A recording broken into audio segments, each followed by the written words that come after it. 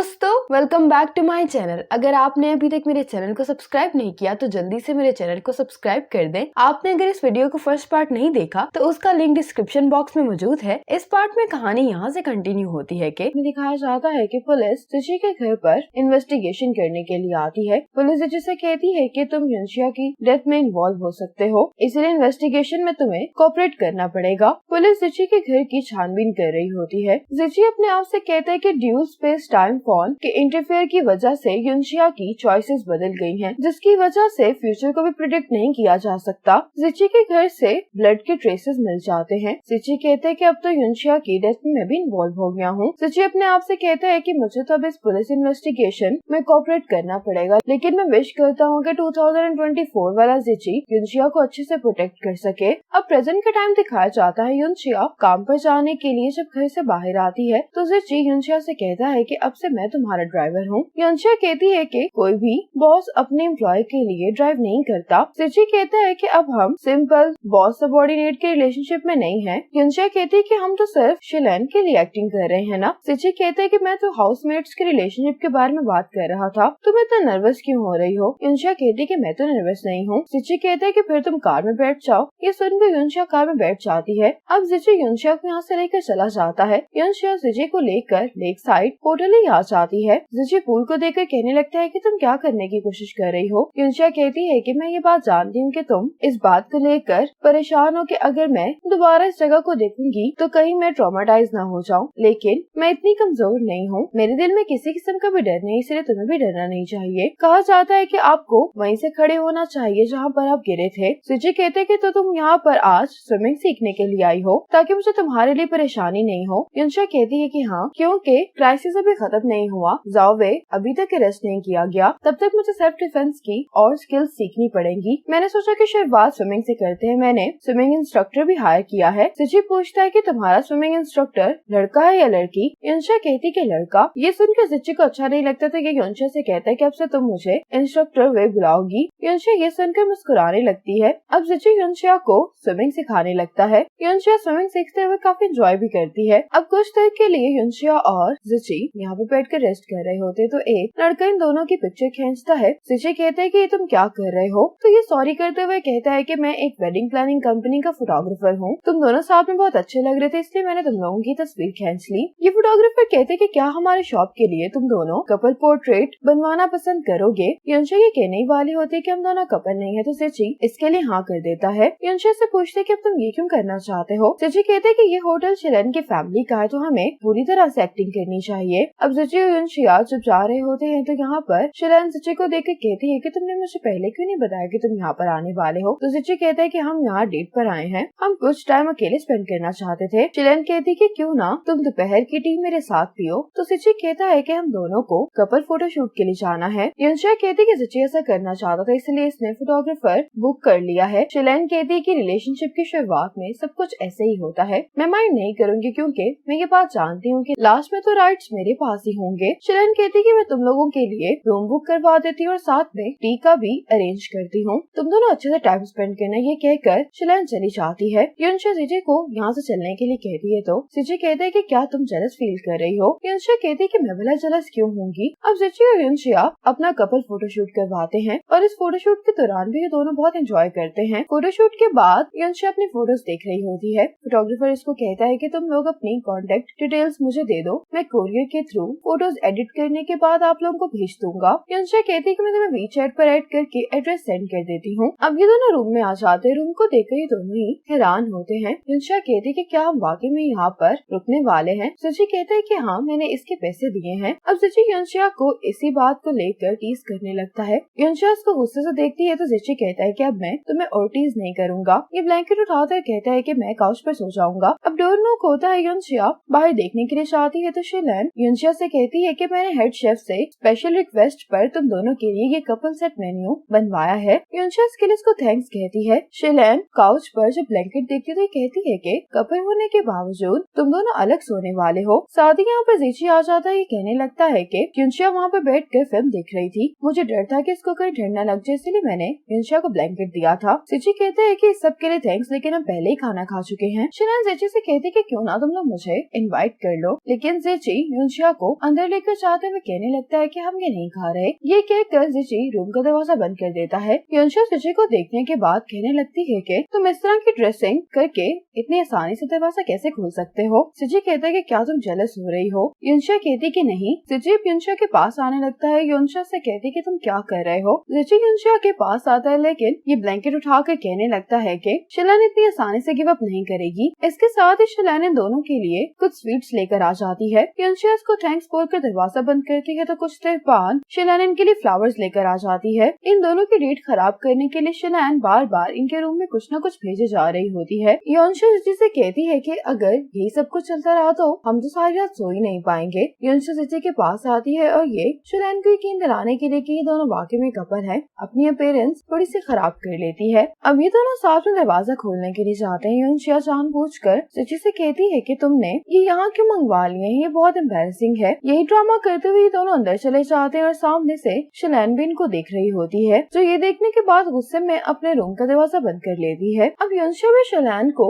देख रही होती है। जैसे ये पीछे मुड़ती है तो जिची युनशा से कहता है कि तुम ऑसम हो। युनशा कहती है कि अब हमें सोना चाहिए। जिची युनशा को इस तरह से देख कर मुस्कुरा रहा होता है। अगली सुबह जब ये दोनों ऑफिस आते हैं तो युनशा कहती है कि मैं पहले जाऊंगी, तुम कुछ मिनट्स बाद आना। जिची इसको रुकने के लिए कहता है और इससे पूछता है कि तुम ऐसा क्यों कह रही हो। युनशा कहती है कि अलग अलग जाना ही ठीक है, ताकि हमारे कोलिग्स को कोई गलतफहमी न हो जाए। जिची कहता है कि उनको भला क्या गलतफहमी होगी, तुमने ने तो कहा था कि हम बॉस सबॉर्डिनेट के रिलेशनशिप में हैं। युनशा कुछ कहते हुए रुक जाती है। जिची कहता है कि मैं समझ गया हूँ कि तुम अपने काम और पर्सनल मैटर्स को अलग अलग रखना चाहती हो। तुम नहीं चाहती कि तुम्हारे कोलिग्स तुम्हारे बारे में गॉसिप करें। मैं तुम्हारे साथ कोऑपरेट करूंगा और तुम्हारी चॉइस की भी रिस्पेक्ट करता हूँ। युनशा कहती कि कोऑपरेशन के लिए तुम्हारा थैंक्स। ये कहकर युनशा कार से उतर जाती है। अब मीटिंग के दौरान जिची कह रहा होता है कि हिल कैपिटल के साथ हमारी पार्टनरशिप सिक्योर हो गई है। जिची युनशा से कहता है कि तुम राइट अपॉर्चुनिटी ढूंढकर ये अनाउंस कर दो कि हम क्वांटम कम्युनिकेशन टेक्नोलॉजी पर अपनी रिसर्च दोबारा से स्टार्ट कर रहे हैं। युनशा कहती कि ठीक है। जिची R&D डिपार्टमेंट को कहता है कि इस काम के लिए तुम लोगों को जल्द से जल्द नया स्टाफ हायर करना होगा।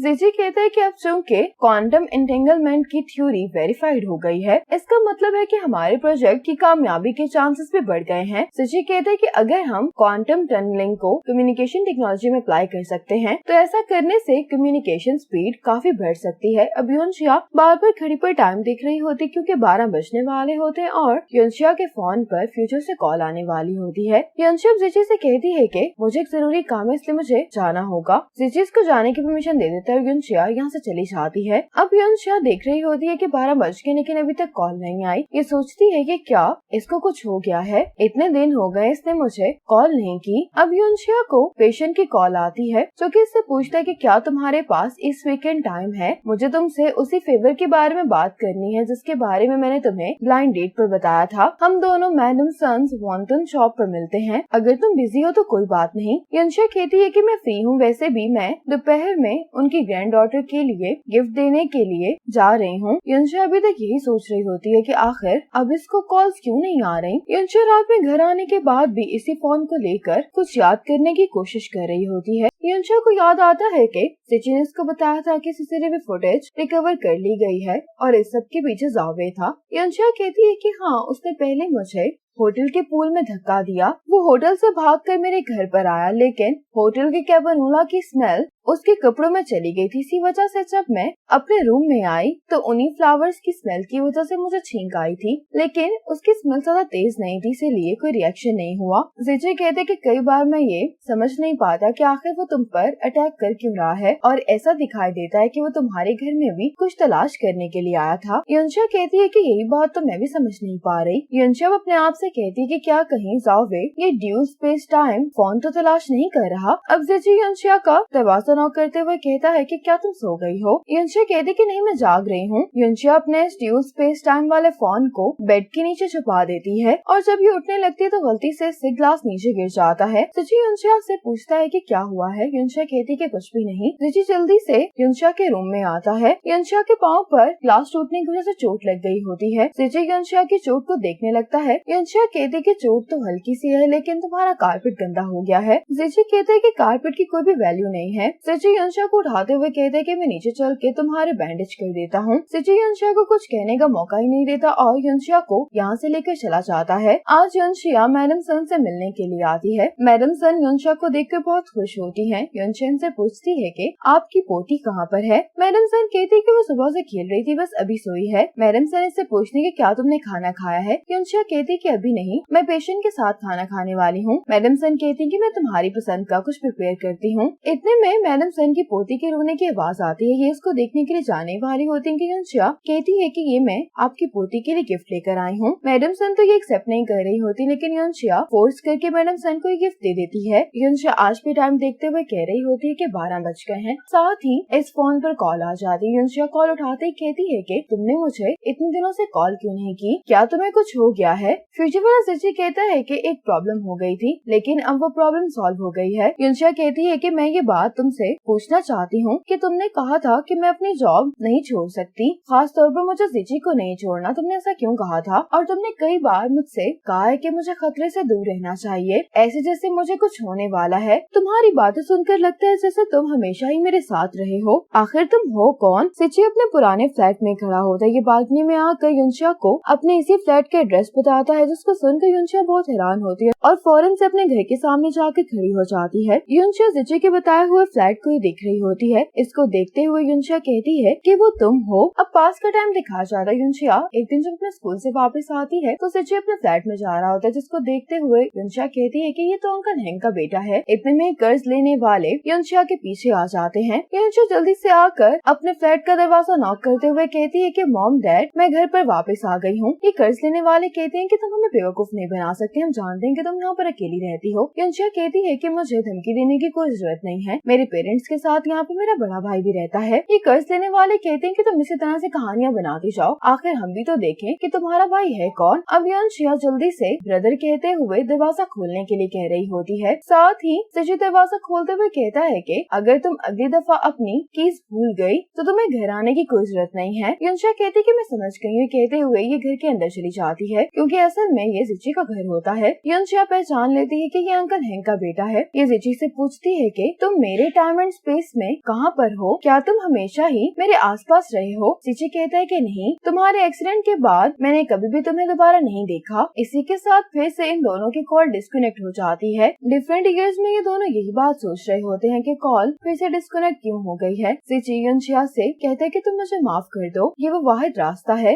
जिसके जरिए मैं उस टाइम को कम्पनसेट कर सकता हूँ जो मैंने तुम्हारे साथ मिस कर दिया है। और युनशा भी इस कॉल के बाद बहुत इमोशनल हो गई होती है। युनशा को पुराना टाइम याद आने लगता है। युनशा सिची से पूछती है कि मैं जानती हूँ कि तुम अंकल हैंक के बेटे हो, क्या अंकल हैंक तुम्हारे साथ वापस नहीं आए? लेकिन सिची इसकी बात का जवाब दिए बगैर रूम में चला जाता है। यहाँ पर एक मेडिसिन पड़ी होती है जिसको युनशा देखने लगती है। युनशा इस मेडिसिन को देखकर कहती है कि ये तो स्लीपिंग पिल्स हैं। अब रात में युनशा के जब आंख खुलती है तो ये सिची से पूछती है कि क्या तुम सो रहे हो, तो सिची से कहता है कि तुम्हें शांति से सो जाना चाहिए। अगले सुबह युनशा सिची से कहती है कि क्या तुम मेरी टीचर को कॉल करके आज की लीव ले सकते हो, क्योंकि मुझे लगता है कि वो कर्ज वसूल करने वाले अभी भी मेरे घर के बाहर हैं। सिची युनशा की ये बात मान लेता है। अब रात में युनशा सिची से कहती है कि मुझे अकेले घर पर डर लगता है, तो क्या मैं एक और रात यहाँ पर रुक सकती हूँ। सिची युनशा की ये बात भी मान लेता है। अब युनशा सिची के लिए कुछ नोट्स लिख रही होती है। इतने में ये सिची से कहती कि मुझे भूख लगी है। ये सुनकर सिची इसके लिए कुछ बनाने के लिए चला जाता है और युनशा जल्दी से सिची की सारी टेबलेट अपने बैग में डाल लेती है और उसकी जगह युनशा ये स्ट्रिप्स डाल देती है जिस पर इसने कुछ लिखा होता है। युनशा सिची के आने से पहले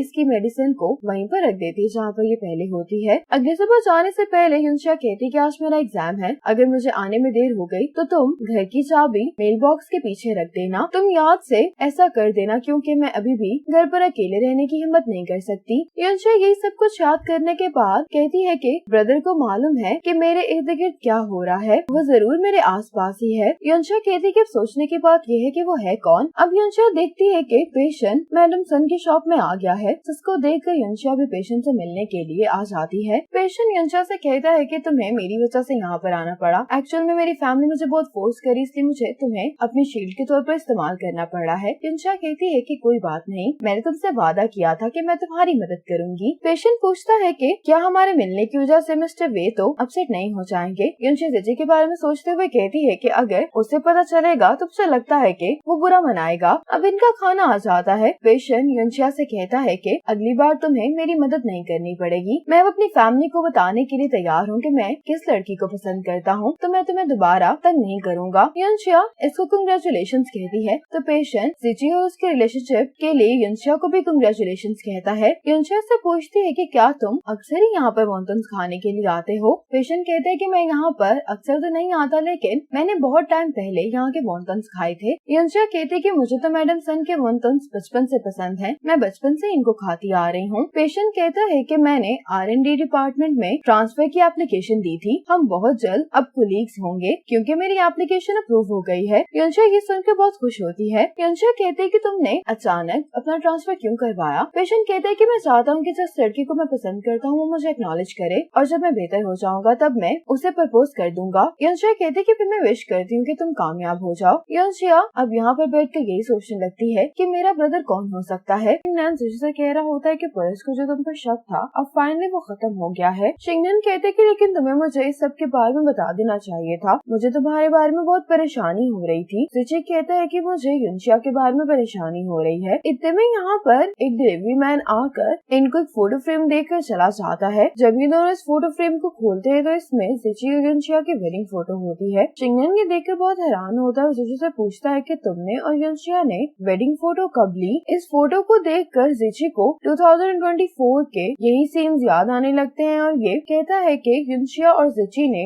2024 में ये फोटो ली है। जिची इस बात पर हैरान होता है क्योंकि इसकी मेमोरीज चेंज हो रही हैं। जिची शिंगनन से कहता है कि मुझे उनसे बहुत जलन हो रही है। जिची शिंगनन से कहते हैं कि क्या तुम जानते हो कि मैं पास्ट को चेंज करने की कोशिश क्यों कर रहा हूँ? क्योंकि यही वो चीजें हैं जो मैंने युनशिया के साथ मिस कर दी हैं। मैंने इन्हें एक्सपीरियंस नहीं किया, लेकिन पास्ट में जिची को युनशिया के साथ इतना खुश देखकर मुझे पास वाले जिची पर रश्क आ रहा है। ये बातें कहते हुए जिची रो रहा होता है। शिंगनन से कहता है कि अपने डैड की डेथ की सच्चाई जानने के लिए मैंने युनशिया को खुद से दूर कर दिया और मैंने लास्ट टाइम युनशिया की डेड बॉडी देखी थी। मुझे ये बात आज तक समझ में नहीं आई कि युनशिया एंगेजमेंट पार्टी में क्यों आई थी और बगैर किसी कारण के उसकी मौत क्यों हो गई। ये सब मेरी गलती थी। शिंगनन जिची से कहते हैं कि तुम ये सब नहीं कहो। जिची अब इस फोटो को देखते हुए कहता है कि मैं पास्ट को रिपीट नहीं होने दूंगा। अब प्रेजेंट का टाइम दिखाया जाता है। नीनांग जिची के पास आकर कहती है कि मैंने दूसरी ब्रांच के लिए कुछ कैंडिडेट सिलेक्ट किए हैं, तो मैं इनको देख सकते हो। जिची जब इन कैंडिडेट्स की प्रोफाइल देखने लगता है तो इसमें पेशेंट की भी प्रोफाइल होती है, जिसको देखकर जिची कहता है कि ये हर जगह कहाँ से आ जाता है।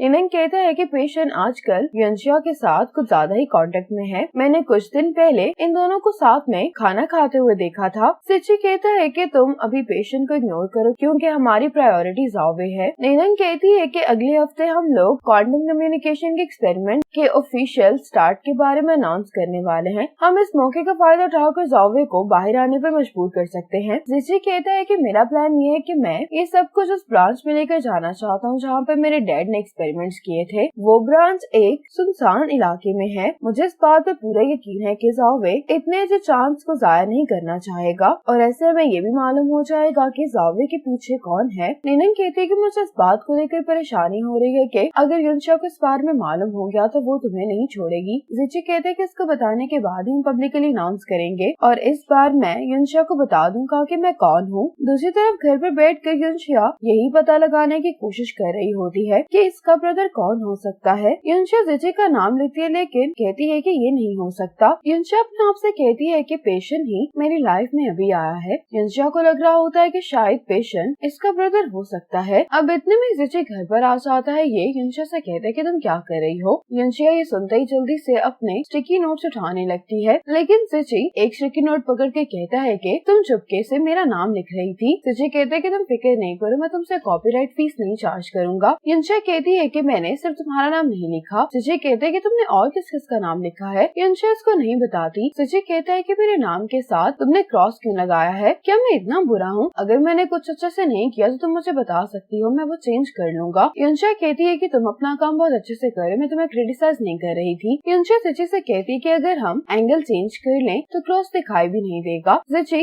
इस स्टिकी नोट पर अपने नाम के साथ युनशिया का नाम भी लिख लेता है। जिची अब इसको देखकर बहुत खुश दिखाई दे रहा होता है। जिची ऐसे ही स्टिकी नोट को देखते हुए यहाँ से चला जाता है। अगली सुबह जिची युनशिया के साथ जब ऑफिस आता है तो ये युनशिया से पूछता है कि क्या तुम डिनर के लिए वापस आओगी। तो युनशिया कहती है कि ठीक है, हम लोग आज साथ में डिनर करेंगे। ये कहकर युनशा चली जाती है। युनशा के जाने के बाद जिची मैडम सन वॉन्टन शॉप के मेन्यू को देख रहा होता है। युनशा जब अपने ऑफिस में आती है तो जिची ने युनशा को मैडम सन की शॉप से वॉन्टन्स भिजवाए होते हैं। युनशा इनको देखते हुए यही सोच रही होती है कि यहाँ पर किसने भिजवाए होंगे। इतने में यहाँ पर पेशेंट आ जाता है। युनशा पेशेंट को एमयू में वेलकम कहती है। पेशेंट कहते हैं कि मैं यहाँ पर तुम्हारे अलावा किसी को जानता नहीं हूँ, इसीलिए यहाँ पर ट्रांसफर होने के बाद मैं तुम्हें डिनर पर लेकर जाना चाहता हूँ। युनशा कहती कि हम डिनर के लिए जा सकते हैं, लेकिन डिनर की ट्रीट मैं तुम्हें दूंगी। पेशेंट कहते हैं कि हम आज रात ही चलते हैं, मैंने यहाँ पर एक हॉटपॉट रेस्टोरेंट देखा है। युनशा कहती है लेकिन मेरे आज रात प्लान्स हैं। पेशेंट कहता है कि ठीक है, हम नेक्स्ट टाइम चले जाएंगे। ये कहकर पेशेंट चला जाता है। युनशा वॉन्टन्स को देखते हुए कहती है कि क्या पेशेंट मेरा ब्रदर हो सकता है। अब रात में जिची ने हॉटपॉट का सारा सामान रेडी कर लिया होता है। अब युनशा यहाँ पर आने के बाद जिची से कहती है कि क्या तुमने ये सारी चीजें खुद कट की हैं? जिची कहते हैं कि तुम्हें कौन सा इंग्रेडिएंट अच्छा नहीं लगा, मैं चेंज कर सकता हूँ। युनशा कहती है कि मैं तो ये कहना चाह रही थी कि अब हमें खाना खाना शुरू करना चाहिए। अब ये दोनों जब खाना खाने लगते हैं तो उसे युनशा से कहता है कि तुम्हारा मूड आज बहुत अच्छा लग रहा है। युनशा कहती है कि हाँ। जिची कहते हैं कि क्या आज काम पर कुछ हुआ है? युनशा कहती है कि आज मेरी मुलाकात एक पुराने दोस्त से हुई है जिससे मेरा कांटेक्ट खत्म हो गया था। जिची कहते हैं कि क्या मैडम सन के वॉन्टन से इसको कुछ याद आ गया है? जिची कहता है कि तुम दोनों को आपस में ज्यादा बात करनी चाहिए। युनशा कहती है कि मैं 100% श्योर नहीं हूँ कि वो वही है, लेकिन आज उसने मेरे लिए दोपहर में कुछ खाना ऑर्डर किया था। ये सुनकर जिची मन ही मन में खुश हो रहा होता है। युनशा कहती है कि उस जगह का खाना मेरे और उसके लिए खास मानी रखता था। जिची कहते हैं कि तो युनशा को मैं याद हूँ। युनशा कहती है कि जब मैं ऊपर काम कर रही थी तो तुम्हारा बर्ड कोई भी आवाज नहीं निकाल रहा था, क्या कहीं वो बीमार तो नहीं हो गया? जिची कहते हैं कि तो युनशा को अब इस बर्ड की भी फिक्र हो रही है। जिची कहते हैं कि तुम फिक्र नहीं करो, वो कभी कभी ऐसा करता है। जिची युनशा से पूछता है कि क्या कल तुम फ्री हो?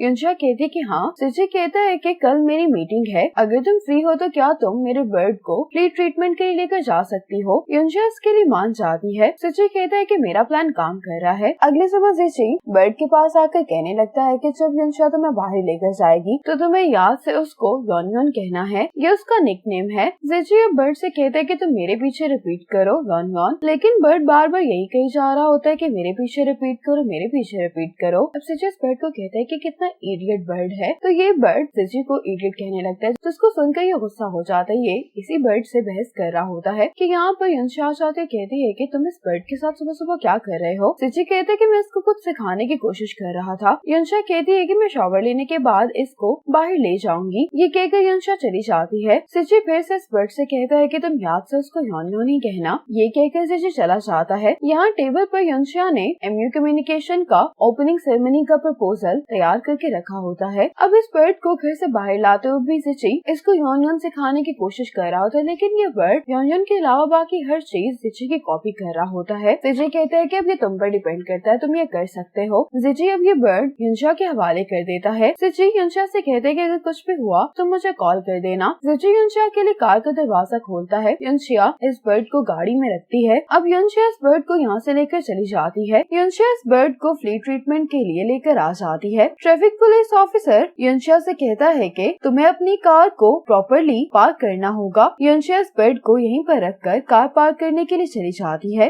अब इस बर्ड के पास पेशेंट आ जाता है जो कि इसके साथ खेलने की कोशिश कर रहा होता है। युनशा पेशेंट को यहाँ पर देखकर हैरान होती है, इससे पूछती है कि तुम यहाँ पर क्या कर रहे हो? पेशेंट कहते हैं कि क्या ये पैरेट तुम्हारा है? युनशा कहती है कि हाँ। ये पैरेट बार बार इडियट इडियट कहे जा रहा होता है। तो पेशेंट इस बर्ड से कहने लगता है कि तुम्हें अपने मास्टर से इस तरह से बात नहीं करनी चाहिए। पेशेंट युनशा से कहते हैं कि कैसा कॉन्फिडेंस है कि मेरे पास भी एक पेट पैरेट है, मैं उसके लिए यहाँ पर खाना खरीदने के लिए आया हूँ। युनशा कहती है कि मैं इसको यहाँ पर फ्ली ट्रीटमेंट के लिए लेकर आई हूँ। ये पेशेंट से कहती है कि हम दोनों साथ में चलते हैं। इतने में ये पैरेट युनशा को योन कहने लगता है। युनशा से कहती है कि तुमने क्या कहा? ये पैरेट फिर से युनशा को योन कहता है। युनशा हैरान होते हुए पेशेंट से कहती है कि क्या तुमने इसको ये सिखाया है? पेशेंट कहते हैं कि मैंने भी इसको थोड़ा सा डांटा था, हो सकता है कि उसमें से इस पैरेट ने कुछ पिक कर लिया हो। युनशा पेशेंट से ये बात पूछने वाली होती है कि क्या यही इसका ब्रदर है, लेकिन युनशा ये सवाल पूछते पूछते रुक जाती है। पेशेंट कहते हैं कि तुम क्या कहना चाह रही? युनशा कहती है कि कुछ भी नहीं, एक दिन ऐसा जरूर आएगा जब तुम मुझे खुद बता दोगे। पेशेंट को इसकी बात समझ में नहीं आती। युनशा कहती है कि हमें चलना चाहिए। युनशा पेशेंट के साथ चली जाती है। अब ऑफिस में जब पेशेंट प्रेजेंटेशन दे रहा होता है तो युनशा बाहर खड़े होकर इसको देख रही होती है। नीनंग युनशा के पास आती। युनशा कहती है कि तुमने तो मुझे डरा ही दिया। नीनंग कहती है कि तुम इस बात से डर रही हो कि तुम जिची की पीठ पीछे किसी को देख रही हो। हो? तुम पेशेंट को देख रही हो ना? तुम फिक्र नहीं करो, मैं सिची को ये बात नहीं बताऊंगी। युनशिया कहती कि तुम्हें गलतफहमी हो रही है, पेशेंट और मुझे लेकर जो तुम सोच रही हो ऐसा कुछ भी नहीं है। नीनंग कहती कि फिर तुम उसको यहाँ पर खड़े होकर देख क्यों रही हो? युनशिया कहती है कि इसके बहुत सारे एक्शंस मुझे ये बता रहे हैं कि ये वही लड़का है, लेकिन फिर उसके साथ ही मुझे ऐसा भी फील होता है जैसे कि वो नहीं है। नीनंग अपने मन में कहती कि क्या इसको कुछ याद आ गया है? युनशिया नीनंग से कहती है कि जो तुम सोच रही हो वैसा कुछ भी नहीं है, और वैसे भी इस बात का सिची से कोई ताल्लुक नहीं है, हमारा रिलेशनशिप तो फेक है। युनशिया इसको कहती है कि ये ओपनिंग सेरेमनी का रन डाउन है, तुम एक दफा इसको चेक कर लो।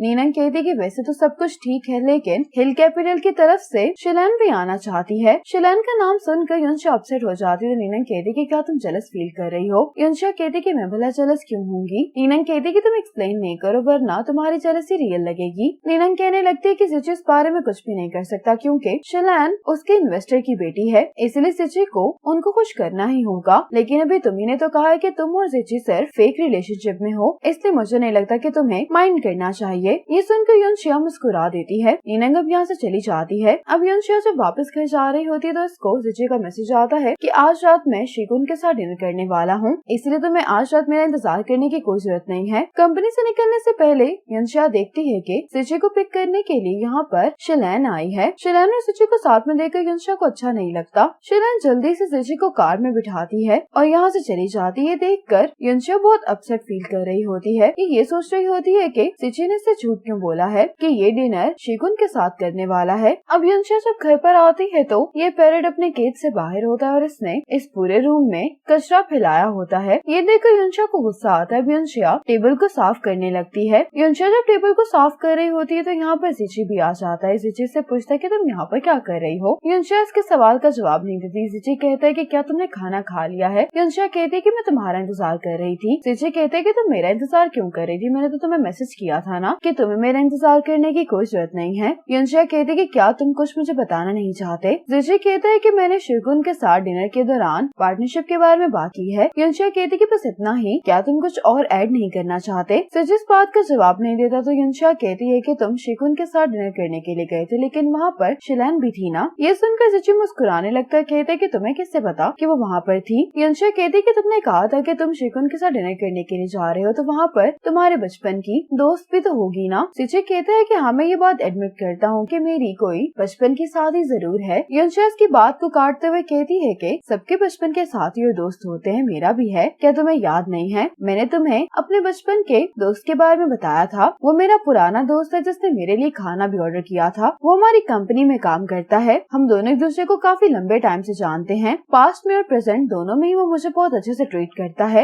यहाँ तक के पैरेट की एक स्टोरी है जो हम दोनों शेयर करते हैं। सिची की ये सब बातें सुनकर काफी खुश दिखाई दे रहा होता है। ये युनशिया से कहते हैं कि क्या तुम अपने इस बचपन के दोस्त के साथ दोबारा हैंग आउट नहीं करना चाहोगी? युनशिया कहती है कि तुम्हें ऐसा क्यों लग रहा है कि जैसे मैंने और पेशेंट ने अच्छे से बात नहीं की? पेशेंट का नाम सुनकर सिची को बहुत बड़ा शॉक लगता है और पूछता है कि कौन? युनशिया कहती है कि R&D में नया एम्प्लॉय आया है, पेशेंट। युनशिया कहती है कि अगली बार जब तुम फ्री हो तो तुम अपने बचपन के साथी के साथ जाकर ही डिनर करना। मेरे पास भी खाना खाने के लिए बचपन का दोस्त है। ये कहकर युनशिया अपने रूम में चली जाती है। सिची पेशेंट का नाम सुनकर ही बहुत ज्यादा हैरान होता है। युनशिया रूम में आकर अपने आप से कहने लगती है कि उसने सिर्फ शिलान के साथ डिनर ही तो किया था, मुझे ये सब नहीं कहना चाहिए था। मैंने पेशेंट का नाम क्यों लिया? मुझे तो अभी खुद भी श्योर नहीं है कि क्या वही ब्रदर है। युनशिया के हाथ में रिकॉर्डर होता है जिसको देखते हुए कहती है कि अभी तक ऑन क्यों है। अब युनशिया इस रिकॉर्डिंग को सुनने लगती है जिसमें सिची पैरेट को ये सिखाने की कोशिश कर रहा होता है कि जब तुम युनशिया के साथ बाहर जाओगे तो तुम्हें उसे यॉन कहना है, ये उसका निकनेम है। ये सुनकर युनशिया रोने लगती है। अब युनशिया को याद आता है कि जब ये अपनी जॉब पर पहले दिन गई थी तो सिची ने युनशिया को देखते हुए कहा था कि मैंने तुम्हारा एक बहुत लंबा टाइम इंतजार किया है। फिर युनशिया को याद आता है कि कार एक्सीडेंट में भी सिची ने युनशिया को बचाने की कोशिश की थी। फिर इसको याद आता है कि सिची जब इसके साथ पैरेट खरीदने के लिए गया था तो ये युनशिया को बार बार याद दिलाने की कोशिश कर रहा था कि क्या ये पैरेट तुम्हें देखा देखा सा नहीं लग रहा। युनशिया ये याद करके रोने लगती है कि किस तरह से सिची इसको अपने बारे में याद दिलाने की कोशिश कर रहा था,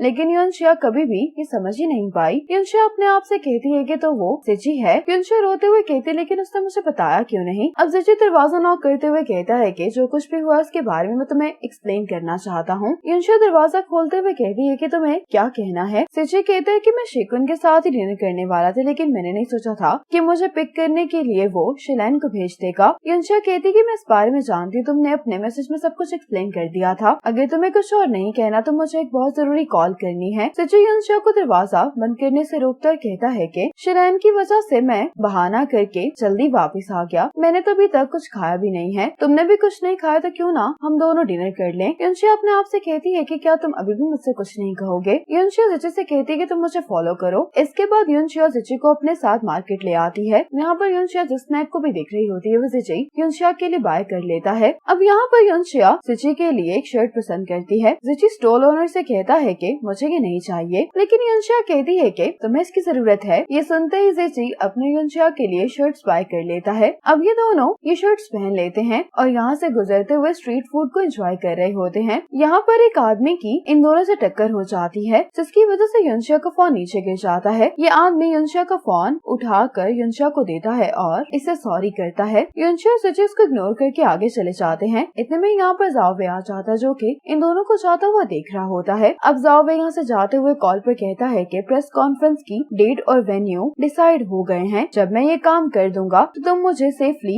यहाँ से दूर भेज दोगे, क्योंकि जिची को अभी तक यही लगता है कि वेहंग की मौत की वजह मैं हूँ। लेकिन मैं ये बात जानता हूँ कि वेहंग की मौत से पहले उससे मिलने वाले आखिरी शख्स तुम थे, और जहाँ तक बात रही किसी को मारने की, तो मैं ऐसा काम नहीं कर सकता, मैं इसके काबिल नहीं हूँ। ये कहकर जावे कॉल बंद कर देता है। फ्यूचर वाला जिची युनशिया से बात कर रहा था। युनशिया से कहती है कि तुम जिची थे तो फिर तुमने मुझसे झूठ क्यों बोला। जिची युनशिया को सॉरी कहते हैं कि मेरी गलती की वजह से ही तुम्हारी मौत हो गई। जब तुम रिजाइन करके चली गई तो मेरा और तुम्हारा कांटेक्ट बिल्कुल खत्म हो गया था। मुझे तुम्हारे बारे में तब मालूम हुआ जब तुम ये कंट्री छोड़कर जा रही थी। मैं खुद को रोक नहीं पाया, इसलिए मैंने तुम्हें बुलाया। उसी वजह से वहीं पर तुम्हारी मौत हो गई। हमें अभी तक कातिल का पता नहीं चला, ये मेरी गलती थी। इसी के साथ फोन कॉल डिस्कनेक्ट हो जाती है। अब जिची की मेमोरीज फिर से चेंज हो जाती हैं और इन मेमोरीज में इसको दिखाई देता है कि युनशिया हॉस्पिटल में है। इसके साथ ही यहाँ पर जो युनशिया की कब्र होती है वो भी गायब हो जाती है। ये देखकर जिची फौरन से हॉस्पिटल आता है। जिची हॉस्पिटल आता तो युनशिया हॉस्पिटल में ही होती है।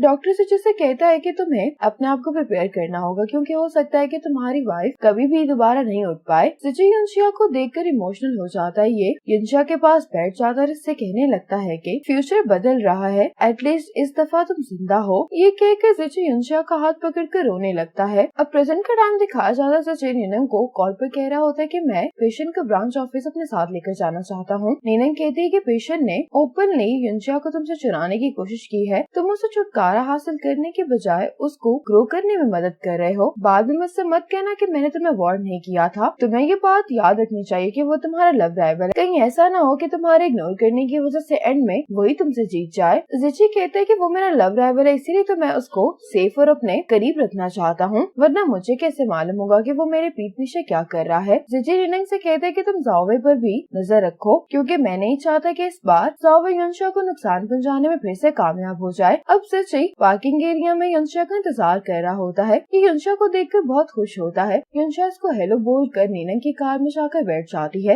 ये देखकर जिची को बुरा लगता है। नीनंग जिची से कहती है कि तुम्हें अकेले ही वापस जाना होगा। ये कहकर ये अपनी कार में बैठ जाती है। अब पेशेंट नीनंग और युनशिया से कहता है कि सफर लंबा है, इसलिए मैंने कुछ स्नैक्स प्रिपेयर किए हैं। ये युनशिया से कहते हैं कि तुम्हें जो भी अच्छा लगे तुम वो स्नैक ले सकती हो। युनशिया इसको थैंक्स बोलती है। ये देखकर नीनंग कहती है कि तुमने अपने डायरेक्ट सुपरवाइजर की बजाय सिर्फ युनशिया के लिए स्नैक्स प्रिपेयर किए हैं। पेशेंट कहते हैं कि ऐसी बात नहीं है, मैंने आपके लिए भी स्नैक्स प्रिपेयर किए हैं। अब जिची पेशेंट को देखकर जेलस हो जाता है और गुस्से में यहाँ से चला जाता है। जिची कॉन्फ्रेंस में जाते हुए ये सोच रहा होता है कि क्या युनशिया अभी भी शिरन वाली बात की वजह से अपसेट होगी। अगर वो अपसेट नहीं है तो फिर वो मेरे साथ क्यों नहीं आई आज। जिची पीछे देखते हुए कहता है कि मैंने युनशिया के लिए इतने सारे स्नैक्स प्रिपेयर किए थे। नीनंग युनशिया से पूछती कि क्या तुम्हारा और जिची का झगड़ा हुआ है। युनशिया कहती कि नहीं। नीनंग कहती कि आज की प्रेस कॉन्फ्रेंस के बाद तुम अच्छे से रेस्ट करना। युनशिया कहती कि ठीक है। अब नीनंग को डॉक्टर सिंह का वॉइस मैसेज आता है कि तुम मेरे साथ फ्लर्ट करने के बाद कहाँ गायब हो गई हो। ये एक इररिस्पॉन्सिबल इंसान की निशानी है। मैं तुमसे बात करना चाहता हूँ। नीनंग इसको कहती है कि मैं कैसे रिस्पॉन्सिबिलिटी ले सकती हूँ। डॉक्टर सिंह कहता है कि मैं तुम्हारे साथ सीरियस रिलेशनशिप चाहता हूँ। युनशिया की बातें सुनकर हंस रही होती है। नीनंग कहती है कि इसमें फनी क्या है। युनशिया कहती है कि मैं बस क्यूरियस हो रही हूँ कि तुम्हारे जैसे एक्सपीरियंस पर्सन डॉक्टर सिंह जैसे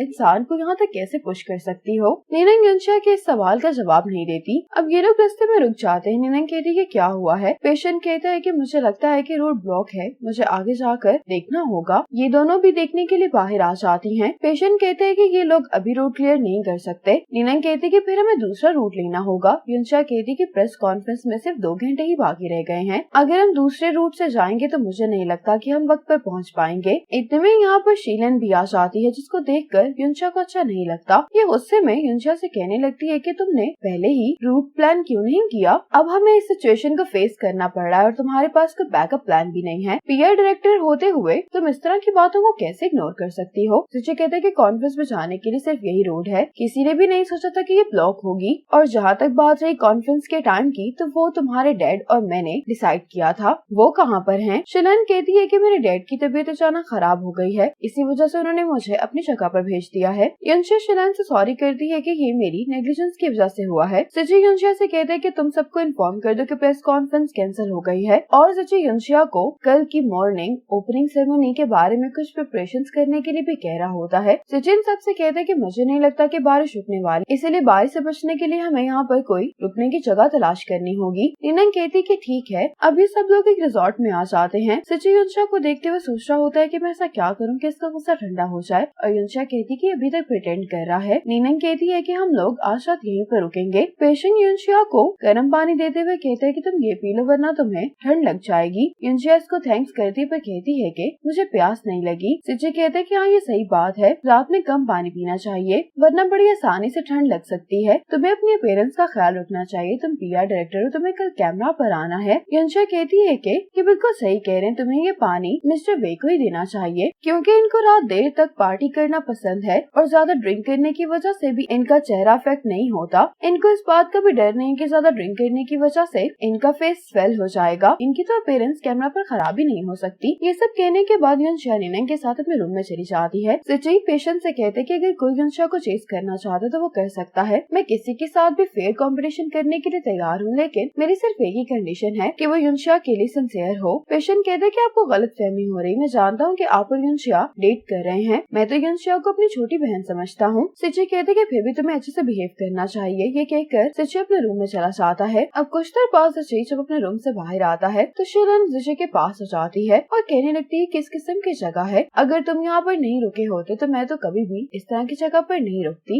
लेकिन अगर आज रोड ब्लॉक नहीं होती तो मुझे नहीं लगता कि आज हम एक दूसरे से मिलकर बात कर पाते। सिजिस की किसी भी बात का जवाब नहीं दे रहा होता तो शिलन कहती है कि हम एक साथ बड़े हुए हैं, तो फिर तुम मुझे इस तरह का एटीट्यूड क्यों दिखा रहे हो। मेरे डैड नहीं चाहते कि मैं तुम्हें चेस करूं, क्योंकि जब से मेरे डैड को पता चला है कि तुम्हारी गर्लफ्रेंड है तो मेरे डैड मुझे तुम्हें चेस करने से रोकते हैं। वो ये भी जानते हैं कि तुम मुझ में इंटरेस्टेड नहीं हो। उन्होंने आज मुझे अपनी जगह पर सिर्फ इसलिए भेजा है क्योंकि उनका ये प्लान है कि वो मुझे दोबारा अब्रॉड भेज देंगे तब तक जब तक तुम्हारी और युनशा की शादी नहीं हो जाती। इसलिए मेरे पास आखिरी मौका है। मैं चाहती हूँ कि मेरे दिल में जो तुम्हारे लिए फीलिंग्स है मैं उनको बहुत अच्छे तरीके से खत्म कर दूं। ये बात सुनकर सिची थोड़ा सा सरप्राइज होता है। अब युनशा इन दोनों को बाहर एक साथ वॉक करते हुए देखती है। ये देखकर युनशा को अच्छा नहीं लगता। पेशेंट युनशा के पास आकर कहने लगते कि क्या तुम ठीक हो। युनशा कहते कि हाँ मैं ठीक हूँ। पेशेंट कहते कि क्या तुम जेलस नहीं हो। युनशा कहती है कि मुझे जेलस होने की जरूरत नहीं है। पेशेंट कहते कि तुम काफी कॉन्फिडेंट हो, लेकिन हम शिलन के बारे में बात कर रहे हैं। युनशा कहती लेकिन वो सिची से मिल रही है। युनशा कहती है कि सिची ने मुझे यकीन दिलाया है कि मैं चाहे किसी से भी मिलूं इस बात से फर्क नहीं पड़ता, क्योंकि सिची ने मुझे कॉन्फिडेंस दिया है कि वो मुझे ही फेवर देगा। पेशेंट कहते कि ये तो अच्छी बात है। युनशा कहती है कि उस लड़की का क्या हुआ जिसको तुम कई सालों से पसंद करते हो। तुम तो कन्फेस करने के बारे में सोच रहे थे ना। पेशेंट कहता है कि मैंने अपनी फीलिंग्स कन्फेस करने का मौका गवा दिया है क्योंकि वो पहले से किसी और लड़के को पसंद करती है। मैं सिर्फ उसके लिए यही कर सकता हूँ कि मैं उसको चुपचाप प्रोटेक्ट करूँ। अब युनशा को वो सभी मोमेंट्स याद आते हैं जो इसने पेशेंट के साथ स्पेंड किए होते हैं और ये अपने आप से सवाल करती कि पेशेंट ने ये प्रिटेंड क्यों किया कि ये मेरा ब्रदर है। बाहर आने के बाद सिची शिलन से कहता है कि तुम्हें जो भी कहना है तुम वो कह सकती हो। शिलन कहती कि क्या तुम मुझसे इतनी नफरत करते हो। बाकी सब लोग मुझे टैलेंटेड और अच्छी फैमिली होने की वजह से बहुत पसंद करते हैं, लेकिन फिर ऐसा क्यों है कि तुम मुझे पसंद नहीं करते। सिची कहते कि मैं तुमसे नफरत नहीं करता, लेकिन मैं तुम्हें पसंद भी नहीं करता। मेरे नजदीक तुम सिर्फ मेरे डैड के दोस्त की बेटी हो। शिलन कहती है कि जब तुम इस तरह से एक्ट करते हो तो मुझे तुम ज्यादा पसंद आने लगते हो। सिची कहता है कि तुम मुझे बिल्कुल भी पसंद नहीं करती, तुम बस मुझसे ऑब्सेस्ड हो गई हो। सिची कहते कि जैसा कि तुमने कहा कि तुम्हारे पास सब कुछ है, हर कोई तुम्हारे इर्द गिर्द है सिवाय मेरे, इसलिए तुम सिर्फ ये चाहती हो कि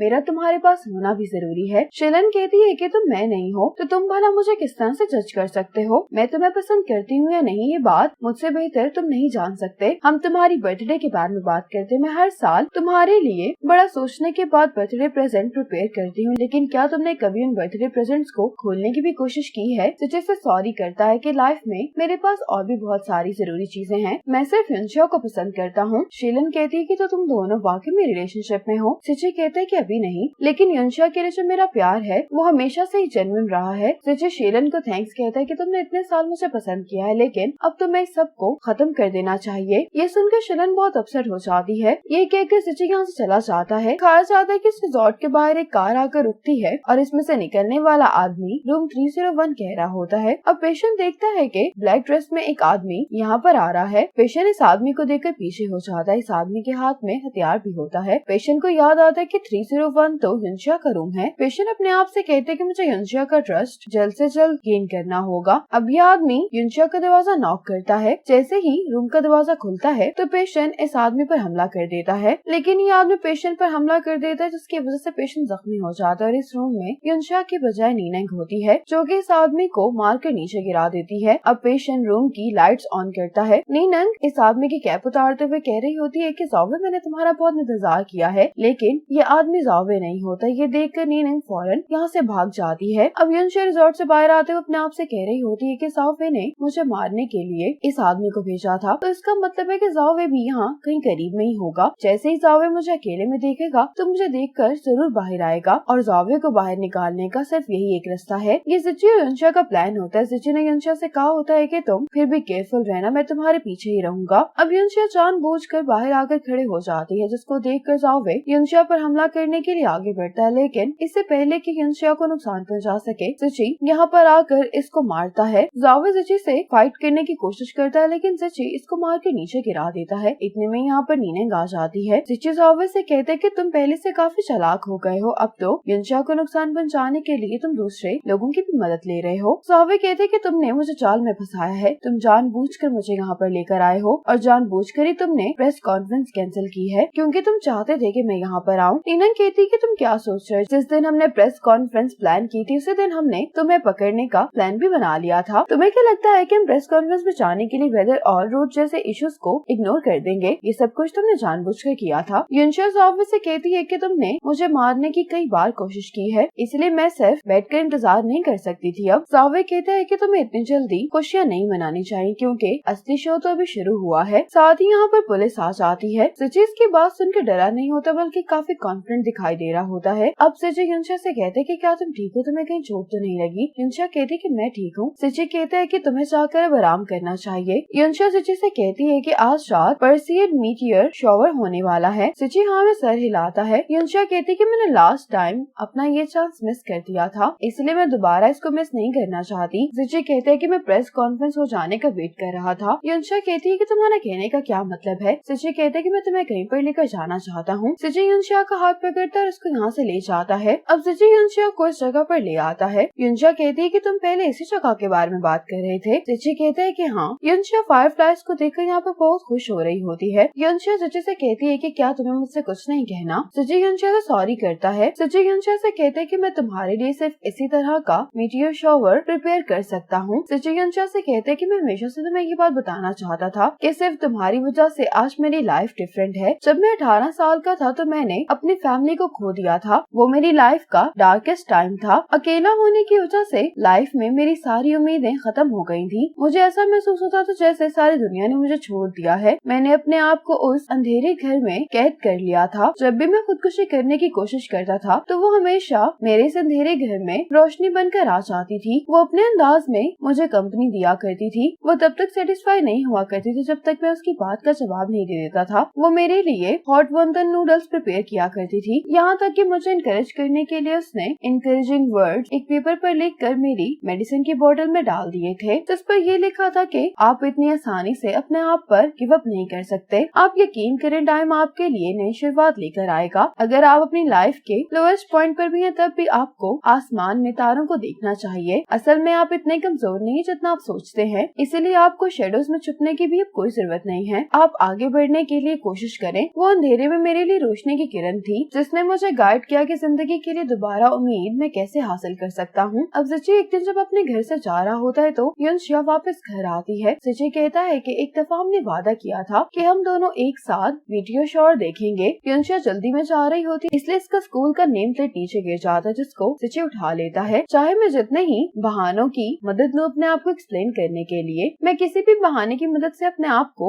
एक्सप्लेन करने की कोशिश नहीं कर सकता। बात सिर्फ इतनी सी है कि मैं अपना वादा पूरा नहीं कर सका। सिची युनशिया को इसके हाई स्कूल वाला नेम प्लेट वापस कर देता है। सिची युनशिया से कहते हैं कि तुम हमेशा ही मेरी लाइफ में रही हो, तुम कभी गई नहीं। ये सुनकर युनशिया को काफी खुशी होती है। सिची कहते हैं कि पिछले कुछ सालों में मेरा एम सिर्फ बदला लेना था, इसलिए हर रोज मुझे जावे के सामने एक्टिंग करनी पड़ती थी, और इस एक्टिंग में तो मैंने अपने आप को खो ही दिया था। जब मैं अपने आप को कंट्रोल नहीं कर पाता था तो मैं ये नेम प्लेट देखकर याद किया करता था कि मैं कैसा था, क्योंकि मैं खुद को इस बात की परमिशन नहीं दे सकता था कि बदले की डार्कनेस उस रोशनी की किरण से ज्यादा हो जाए जो मेरी लाइफ में है। मैं जानता हूँ बाद में मैंने बहुत सारे बहाने इस्तेमाल किए कि मैं तुम्हें प्रोटेक्ट कर रहा था, इसलिए मैं तुम्हें एक्नॉलेज नहीं कर पाया। इसके लिए मैं तुम्हें सॉरी करता हूँ। सिची युनशिया से कहते कि क्या तुम सिची का ये वाला वर्जन एक्सेप्ट कर सकती हो। ये सुनकर युनशिया सिची को किस करती है। सिची युनशिया को इस तरह से देखकर सरप्राइज हो जाता है, तो युनशिया कहती कि क्या तुम्हें अच्छा नहीं लगा। सिची युनशिया से कहते कि मुझे अच्छा लगा है, मैं तुम्हें बहुत पसंद करता हूँ। युनशिया कहती है कि क्या तुम ये बात जानते हो कि वो चुप रहने वाला लड़का मेरी लाइफ में भी रोशनी की किरण जैसा था। उस चुप रहने वाले लड़के के घर में मुझे सेफ फील होता था, लेकिन फिर वो एक दिन चला गया और मुझे तो उसका नाम तक मालूम नहीं था। फिर मेरी मुलाकात तुमसे हुई, जिसने मुझे देखने के बाद कहा कि मैं तुम्हारा काफी टाइम से इंतजार कर रहा हूँ। वो तो इस दुनिया में सिल्वर स्पून लेकर पैदा हुआ था, तो मेरे लिए ऐसे थे जैसे कोई दूसरी दुनिया से हो। लेकिन जब इतने सारे लोगों ने मेरे बारे में बातें की तो मैं तो ये सोच भी नहीं सकती थी कि तुम मेरे लिए बोलोगे। यहाँ तक कि जब मैं मुश्किल में थी तो तुमने मुझे बचाने के लिए अपनी जान की परवाह किए बगैर पानी में छलांग लगाई, हमेशा मुझे खतरे में प्रोटेक्ट किया। युनशिया को वो सभी मोमेंट्स याद आ रहे होते हैं जब सिची ने युनशिया की जान बचाई होती है। युनशिया कहती है कि तुमने जो कुछ भी किया वो बिल्कुल वैसा ही था जैसा मेरे लिए ब्रदर ने किया था, लेकिन मुझे ये बात रियलाइज नहीं हुई कि जिस लड़के का मैं नाम तक नहीं जानती थी वो हमेशा मेरे साथ रहा है। उस घर में हम दोनों का मिलना ही किस्मत पे लिखा हुआ था। उस चुप रहने वाले लड़के का नाम सिची है। युनशिया सिची को मीटियोर शॉवर के लिए थैंक्स बोलती है। सिची कहते कि तुम और क्या कहोगी। युनशिया कहती है कि मैं भी तुम्हें पसंद करती हूँ। ये सुनकर सिची युनशिया को किस करता है। ईयर 2025 में सिची युनशिया से कहता है कि डॉक्टर ने मुझसे कहा है कि मुझे तुमसे ज्यादा बातें करनी चाहिए क्योंकि तुम्हारे उठने की अभी भी उम्मीद है। सिची कहते कि जब तक तुम जिंदा हो मेरी लाइफ में भी कोई पर्पस है, मैं दोबारा कभी तुम्हें जाने नहीं दूंगा। इतने में सिची को नीनंग की कॉल आती जिसको बताती है कि तुमने जिस मामले के बारे में मुझे इन्वेस्टिगेशन करने के लिए कहा था उसका रिजल्ट आ गया है, कातिल पेशेंट है।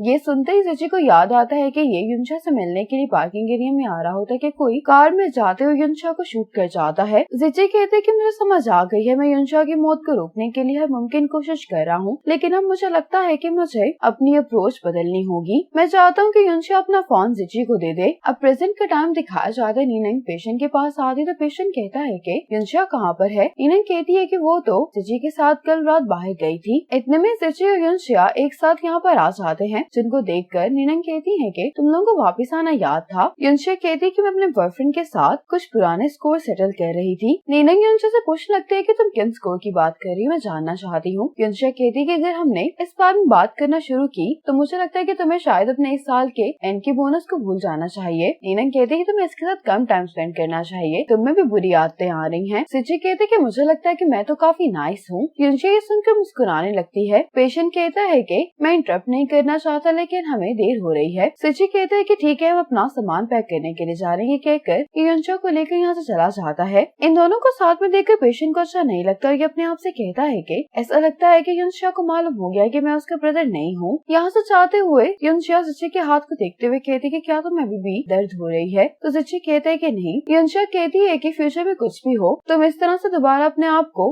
हर्ट नहीं करोगे। अगर मिस्टर हैंग यहाँ पर होते तो उनकी भी यही विश होती। अब 2011 का सीन दिखाया जाता है। युनशिया सिची के डैड के साथ बैठ के नूडल्स खा रही होती है। ये सिची के डैड मिस्टर हैंग से पूछती है कि आपका बेटा कहाँ पर, आज उसकी सालगिरह है। मिस्टर हैंग कहते हैं कि वो मेरे साथ नहीं है, पूरा 1 साल हो गया मैं उससे नहीं मिला। युनशिया कहती है कि फिर तो वो आपको बहुत मिस करता होगा। युनशिया पूछती है कि आपके बेटे की एज क्या है। मिस्टर हैंग कहते हैं कि वो तुमसे कई साल बड़ा है, वो जल्दी ग्रेजुएट होने वाला है। मिस्टर हैंग कहते हैं कि जब मेरा बेटा यंग था तो उसके ग्रेड्स भी अच्छे थे, वो काफी सेंसिबल था, लेकिन मैं ही एक रिस्पॉन्सिबल फादर नहीं रहा। मैंने हमेशा यही कहा है कि मैं बिजी हूँ और मेरे पास उसके लिए वक्त नहीं है। जब उसकी मॉम की डेथ हुई तब भी मैं वापस नहीं आ पाया, तो अगर वो मुझे ब्लेम करता है तो ये उसका राइट है। अब मेरे पास वक्त है लेकिन मेरे पास अपने बेटे के साथ टाइम स्पेंड करने का चांस नहीं है। युनशिया कहती कि ऐसा कैसे हो सकता है, फैमिली है, अगर आपसे पहले गलती हो भी गई है तो अभी भी उस गलती को सुधारने में देर नहीं हुई। रिग्रेट के साथ जीने से अच्छा है कि आपको कोशिश करनी चाहिए, इसलिए क्यों ना आप अपने बेटे को कॉल करें। मिस्टर हेंग युनशिया से कहते हैं कि तुम बिल्कुल ठीक कह रही हो, अभी देर नहीं हुई। मिस्टर हेंग कहते हैं कि नूडल्स खाने के बाद मैं घर जाकर उसको कॉल करूंगा, बल्कि मुझे खुद जाकर अपने बेटे को बर्थडे विश करनी चाहिए। ये सुनकर युनशिया बहुत खुश होती है। युनशिया सिची से कहती है कि तुम्हारे डैड तुमसे बहुत प्यार करते थे। सिची कहते हैं कि उस दिन उन्होंने मुझे कॉल की थी, लेकिन मैंने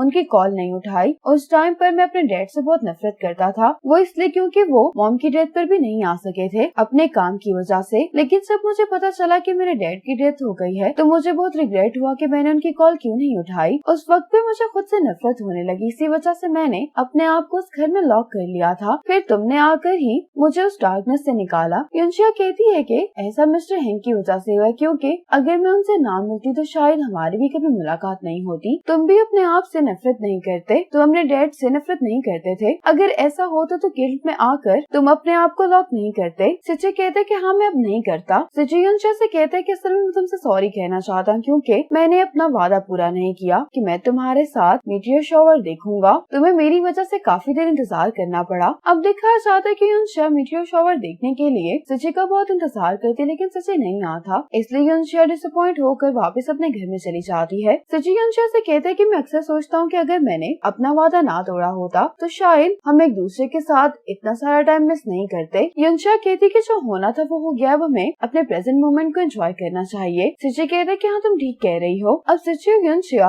मीटिंग के लिए आ जाते हैं। पार्किंग एरिया में आते हुए युनशिया को फ्यूचर वाले सिची की कॉल आती है, जो कि इसको कहता है कि मेरे पास तुम्हारे लिए गुड न्यूज है, हम आउटकम को चेंज करने में कामयाब हो गए हैं, तुम्हारी डेथ नहीं हुई बल्कि तुम कोमा में हो। युनशिया कहती है कि ये तो बहुत अच्छी खबर है, फिर हमें और कोशिश करनी चाहिए, हो सकता है कि मैं कोमा से उठने में भी कामयाब हो जाऊं। सिची कहते हैं कि मुझे मालूम हो गया है कि कातिल कौन है। अब पेशेंट कार में बैठा युनशिया को यहाँ से जाते हुए देख रहा होता है। सिची युनशिया को बता देता है कि कातिल पेशेंट है। ये सुनकर युनशिया हैरान होती है। फ्यूचर वाला सिची कहते हैं कि तुम फोन सिची को दे दो। इसके साथ ही पेशेंट कार की हेडलाइट्स ऑन कर लेता है और ये स्पीड के साथ युनशिया के पास आने वाला होता है कि इतने में सिची युनशिया के पास आ जाता है। सिची को यहाँ पर देखकर पेशेंट को बहुत गुस्सा आता है और ये यहाँ से चला जाता है। सिची युनशिया के हाथ में फोन देकर कहते हैं कि क्या ये ड्यूल स्पेस टाइम फोन है जिस पर मेरे डैड रिसर्च कर रहे थे। युनशिया कहती है कि हाँ। सिची युनशिया से कहता है कि कॉल पर तुम्हारे साथ मेरे डैड हैं। युनशिया कहती है कि नहीं, असल में तुम ही फ्यूचर से मुझसे बात कर रहे हो। ये सुनकर सिची बहुत हैरान होता है। युनशिया कहती है कि उसने मुझसे अभी कहा है कि फोन मैं तुम्हें दे दूं और उसने मुझे ये भी बताया है कि कातिल पेशेंट है। आज युनशिया अपने ऑफिस में आती तो पेशेंट इसके ऑफिस में होता है। युनशिया इसको देखकर कहती है कि तुम मेरे ऑफिस में क्या कर रहे हो। इसी दौरान पेशेंट युनशिया का ड्रॉर बंद कर देता है। पेशेंट कहता है कि मुझे डर था कि काम की वजह से तुम लंच करना भूल गई होगी, इसलिए मैं तुम्हारे लिए लंच लेकर आया हूँ। युनशिया कुछ कहने लगती है। पेशेंट कहते हैं कि मैं जानता हूँ कि तुम मुझसे कुछ कहना चाहती हो, लेकिन जो मेरी बात है वो ज्यादा इम्पोर्टेंट है, क्या तुम पहले मेरी बात सुन सकती हो। युनशिया कहती है कि कहो तुम क्या कहना चाहते हो। पेशेंट कहते हैं कि मैंने नोटिस किया है ओपनिंग सेरेमनी के बाद से तुम मुझे अवॉइड कर रही हो, क्या तुम्हें कुछ मालूम हो गया है। मैं श्योर हूँ कि तुम्हें मालूम हो गया है। मैं ये बात एडमिट करता हूँ कि जिसको तुम तलाश कर रही थी वो मैं नहीं था। पेशेंट युनशिया से सॉरी करता है और कहने लगता है कि जब मुझे ये बात रियलाइज हुई कि तुम अपने पास के किसी पुराने दोस्त को ढूंढ रही हो तो मैंने तुम्हें ये रियलाइज करवाने की कोशिश की कि वो पर्सन मैं हूँ। मैंने ऐसा सिर्फ इसलिए किया क्योंकि मैं तुम्हारे क्लोज होना चाहता था, क्योंकि मैं तुम्हें पसंद करता हूँ। युनशिया ये सुनकर बहुत हैरान होती है और कहती है कि तुमने तो कहा था कि तुम किसी और लड़की को पसंद करते हो, वो भी काफी सालों से, और यहाँ तक कि तुम अपना लव कन्फेस करने के बारे में भी सोच रहे हो। पेशेंट कहते कि वो पर्सन तुम ही हो। जब हम फर्स्ट टाइम मिले थे तो तुमने मुझसे कहा था कि तुम्हारा शादी करने का कोई प्लान नहीं है। बाद में मुझे मालूम हुआ कि तुम और सिची रिलेशनशिप में हो। मुझे डर था कि तुम मुझे एक्सेप्ट नहीं करोगी, इसलिए तुम्हारे क्लोज होने का एक्ट मैंने कंटिन्यू रखा। मैं मानता हूँ कि ऐसा करना सही नहीं है, लेकिन मुझे कोई भी रिग्रेट नहीं है। लेकिन अब तुम आहिस्ता आहिस्ता खुद को मुझसे दूर कर रही हो, ये देखकर मुझे बहुत बुरा लग रहा है, इसलिए मैं तुमसे सॉरी कहना चाहता हूँ कि मेरी वजह से तुम्हें अनकंफर्टेबल फील हो रहा है। अगर तुम मेरी वजह से अनकंफर्टेबल फील कर रही हो तो मैं तुम्हें दोबारा डिस्टर्ब नहीं करूंगा। युनशिया कहती कि मेरा कहने का ये मतलब नहीं था, लेकिन पेशेंट तुम्हें अब ये सब करने की कोई जरूरत नहीं है, मेरे दिल में सिर्फ जिची है। पेशेंट कहते हैं कि मैं तुमसे कोई जवाब नहीं मांग रहा, मैं तो सिर्फ तुम्हें ये बताना चाहता था कि मैं कैसा फील करता हूँ। ये कहकर पेशेंट यहाँ से चला जाता है। अब मीटिंग के दौरान नीनंग को इस बिल्डिंग में क्वांटम कम्युनिकेशन के सिग्नल मिलते हैं। नीनंग जिची से कहती है कि सिग्नल्स हमारी कंपनी की बिल्डिंग से ही आ रहे हैं। जिची कहता है कि हम चल कर इस सिग्नल के सोर्स को ढूंढते हैं। पेशेंट जिची से कहते हैं कि मैं भी आना चाहता हूँ। जिची इसको परमिशन दे देता है। अब ये दोनों सिग्नल का सोर्स ढूंढने के लिए यहाँ से निकल जाते हैं। पेशेंट बहुत सस्पिशियस दिखाई दे रहा होता है। ये लिफ्ट की बजाय नीचे जाने के लिए स्टेयर्स लेता है। पेशेंट को यहाँ पर आवाज सुनाई दे रही होती है। पेशेंट जब थोड़ा सा करीब आता है तो यहाँ पर बैठकर युनशिया फोन पर बात कर रही होती है और ये फ्यूचर वाले जिची से यही पूछ रही होती है कि पेशेंट मेरे खिलाफ कब एक्शन लेने वाला है। साथ ही पेशेंट युनशिया के सामने आकर खड़ा हो जाता है। युनशिया इसको देखकर डर जाती है। पेशेंट कहता है कि मैंने फाइनली तुम्हें ढूंढ लिया है। युनशिया पेशेंट से कहती है कि क्या तुम्हें फिर से मुझसे कुछ चाहिए। पेशेंट कहता है कि सिची ने